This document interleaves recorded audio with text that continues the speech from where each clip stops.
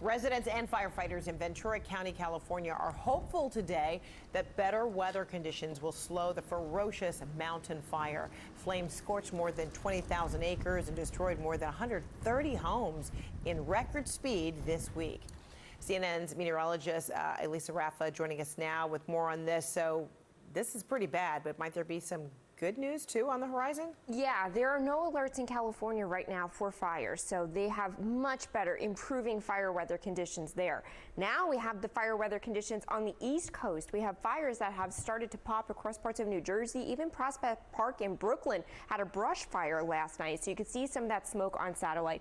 We have red flag warnings in effect for the New York City area, Long Island, and then going up towards Hartford and Boston, where you have winds up to 35 miles per hour, and that relative humidity very low. You have dry air, and with these drought conditions that have taken over much of the Northeast, more than half of the Northeast right now with some drought conditions, that's what's fueling this fire threat in the Northeast this weekend. I mean, the rain deficit since September is pretty large. We are 7 inches, almost 8 inches actually below average in New York City. So again, they haven't really gotten rain. Temperatures have been very warm up in the 80s, and that's what's sparking these fire concerns. Now, the Northeast will get in on some of this rain from this front as we head towards tomorrow. The bottom end, though, of this front is really causing some flooding problems across the Louisiana. You've got some lightning in here, and notice that this front is not really moving too much. You have that heavy rain kind of in the same spot, riding the same areas. So that's why we have some flash flood watches in effect as we go through the day today. A new flash flood warning includes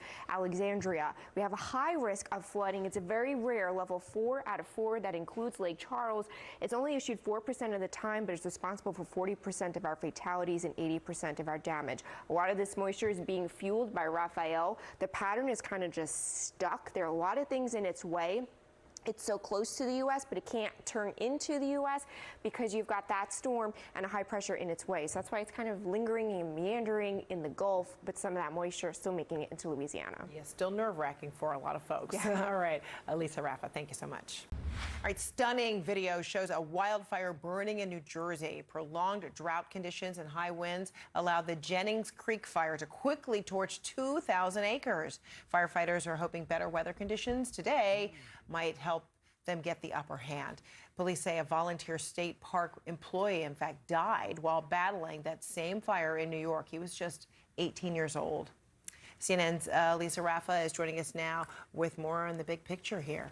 I mean, we're still looking at some of that fire danger out there. There's some rain coming in right now, but it's really light. And the air quality has been so poor because of the smoke from these wildfires. You have air quality alerts in effect for the 5 boroughs of New York City, parts of New Jersey, and then going up the Hudson Valley up towards Albany through midnight, where we still have poor air quality from the smoke that we've been able to see from satellite. We've been able to see this smoke coming from the wildfires in New Jersey over the weekend. When you look at it on the ground, I mean, look at some of these smoke plumes that have really glistened in the sunrise and the sunset as that sun angle comes down. And it's coming from many of these fires. The Jennings Creek fire that has burned more than 2,000 acres already. We have red flag conditions that continue for Connecticut and Massachusetts. Winds still gusting up to 30 miles per hour, and that relative humidity is still on the low side. But like I said, we do have some rain coming in right now. It's on the light side, so it's not going to do much to kill this drought here, but at least some relief for those ongoing fires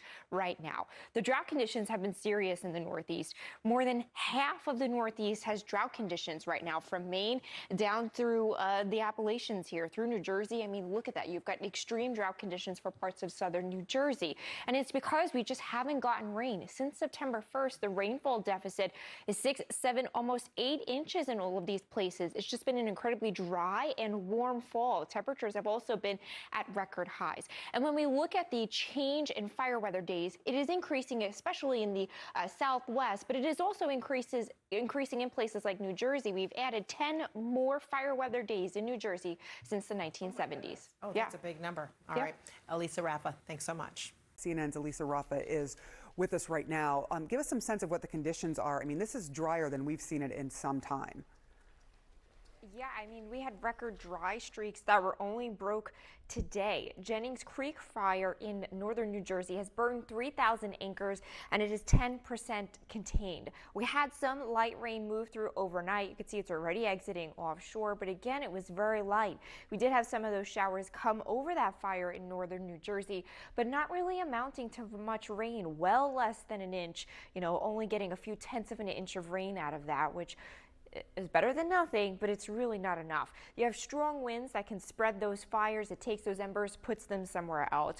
Again, about a half an inch of rain can stop the spread of fires, but you really need more than 2 inches to really start to extinguish those fires when you have drought conditions. And the drought conditions have really been gripping a lot of the Northeast since the beginning of fall. More than half of the Northeast, from Maine all the way down to D.C., West Virginia, is under drought conditions, some extreme drought conditions for parts of New Jersey. And it's because we really haven't gotten rain since the beginning of fall on September 1st. Look at the rainfall deficit for fall. We're talking more than 7 inches in Philadelphia, more than 8 inches in New York, 6.5 inches in Boston. So again, really haven't gotten much rain at all. In fact, Philadelphia just this morning broke its record for the longest streak without measurable rain at 42 days. The previous record was 29 days, so breaking that record by almost 2 weeks, and that record was extremely old, set back in 1874. Now, we do know that wildfire days are increasing, especially in the Southwest, where wildfires are a huge concern. But even for parts of the East, where you might not expect it, wildfire danger is increasing. In northern New Jersey, where we have that fire right now, wildfire days have increased by 10 days since the 1970s. So we're adding more dry, warm, and windy days throughout the year. Sarah? It's definitely been unusually warm here in the New York, New Jersey area. I do want to ask you about what's happening in the West, because we're so used to seeing wildfires there, but these are particularly terrible. What can you tell us about the conditions there? Yeah, we still have the mountain fire that's burning, not much containment. 20,000 acres have already burned. Now, we had some better conditions over the weekend where they were able to get more of it under control, but we have a front that came through that's kicking those winds again. We have a wind advisory in effect from Santa Barbara, parts of northern Los Angeles, where we have those fire concerns, and that could get those gusts back up to 50 to 60 miles per hour. So the winds will kick again as that front comes through across parts of Southern California, which again could be a problem when you're fighting that extreme fire. The extreme fire weather danger also comes back going into tomorrow, as well as you have those winds that keep picking up the very dry air and the ongoing drought. All of these issues continuing. Sarah? So many people have lost their homes. It's heartbreaking to watch. Thank you so much, Elisa Raffa, for that update.